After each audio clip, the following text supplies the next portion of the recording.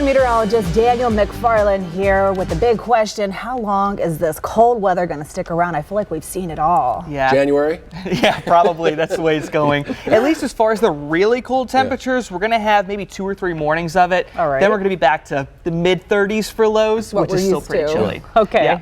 And the way things are going right now, we're seeing more and more humidity that's starting to move on out. This is going to be the top of Mount Bigelow. Lots of snow there. Something else I want to point your attention to is going to be the cloud height. So you see a very defined cloud ceiling right about here. Now we know Mount Bigelow is about 8,500 feet.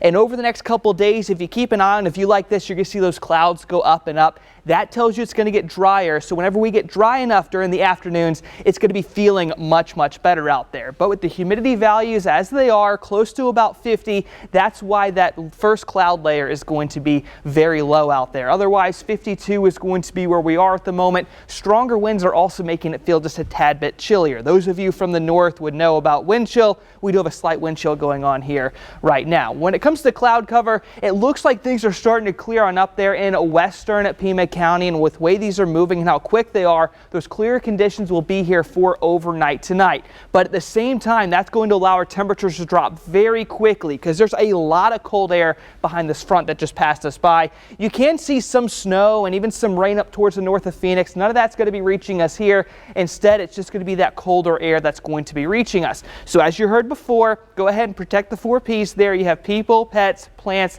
and pipes. Make sure to go check on those pipes that are exposed outside around your house, even if you're in Tucson, because we're likely going to get down below the freezing point around midnight or so, which is why we have that hard freeze warning in effect out there. So if you live around Tucson, by about 8 o'clock, upper 30s for us. Midnight in between about 32 and 37 is going to be where we are at that point in time.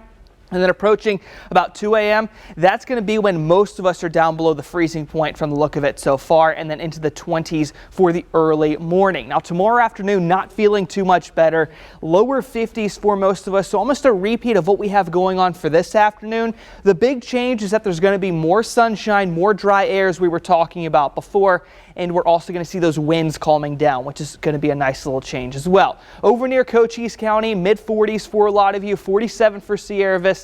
And as we talked about a few minutes ago, there's going to be areas over there in Cochise County that are down into the teens. Watch out for Wilcox and Bisbee. They tend to be the coldest, and that's where I think you're going to find the coldest temperatures for overnight tonight too. And once we get past this, as we were talking about before, the 20s is where that temperature is going to be for the next couple days during the morning hours. So just go ahead and get used to this kind of weather. Keep out those heavier jackets, and then towards the weekend, it's not going to be too much better with lows still around the freezing point and the highs only in the lower 60s. So you guys were just talking about outdoor exercise. It's going to be very difficult really at any point for the next couple days, but go ahead and make up for it Saturday and Sunday. Much better to be outside. Yeah, make sure those kiddos are all bundled up tomorrow.